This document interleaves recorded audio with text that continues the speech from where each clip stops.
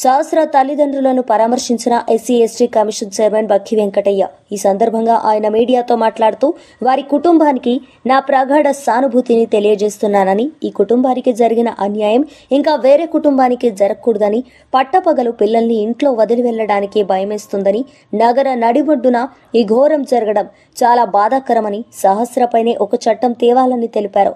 దీంట్లో SC ST case కూడా వర్తింపజేయాలని పోలీసులకు డైరెక్షన్ ఇస్తానన్నారు.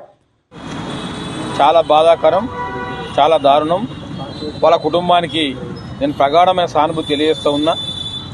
మరి వాళ్ళ యొక్క తండ్రి కానీ తండ్రి కృష్ణ, తల్లి రేణుక కానీ ఒకటే డిమాండ్ చేస్తూ ఉన్నారు. మాకు జరిగినటువంటి అన్యాయం, మా కుటుంబానికి జరిగిన అన్యాయం మళ్ళీ ఏ కుటుంబం జరగద్దు. మా ఒక కొడుకు ఇంటికాడ నుంచి పోవాలంటే కూడా మాకు భయం అయితే ఉన్నది.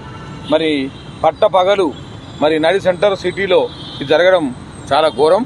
మరి ఇటువంటి జరగకుండా తప్పకుండా శాస్త్రిని పేరు మీదనే ఒక చట్టం తీసుకురావాలని చెప్పి వాళ్ళు డిమాండ్ చేస్తూ ఉన్నారు. దాన్ని కూడా మేము ఒప్పుకున్నాం. తప్పకుండా గౌరవ ముఖ్యమంత్రి గారి దృష్టికి కొంచెపోయి శాస్త్రిని పేరు మీద ఒక పగడబంది చట్టాన్ని తీసుకురావాలని చెప్పి మా ఎస్సీ ఎస్టీ కమిషన్ తరఫున కూడా మేము ముఖ్యమంత్రి గారికి రికమెండ్ చేస్తాం. ఏది ఏమైనా ఆ కుటుంబంగా కాకుండా వేరే ఆ కుటుంబ ఉన్నారా, ఇంకా మిత్రులున్నారా, తప్పకుండా వాళ్ళు లూపి లాగి మరి పోలీస్ శాఖకు నేను డైరెక్షన్ ఇస్తున్నా. ఎస్సీ ఎస్టీ కేసు కూడా దీన్ని వర్తింపజేయాలి.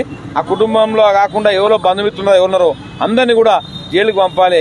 వారి జీవిత ఖైదు పడే విధంగా చేయాలని చెప్పి కూడా తల్లిదండ్రులు కోరుతా ఉన్నారు. మేము ఏది ఏమైనా ఆ కుటుంబానికి తప్పకుండా న్యాయం చేస్తాం.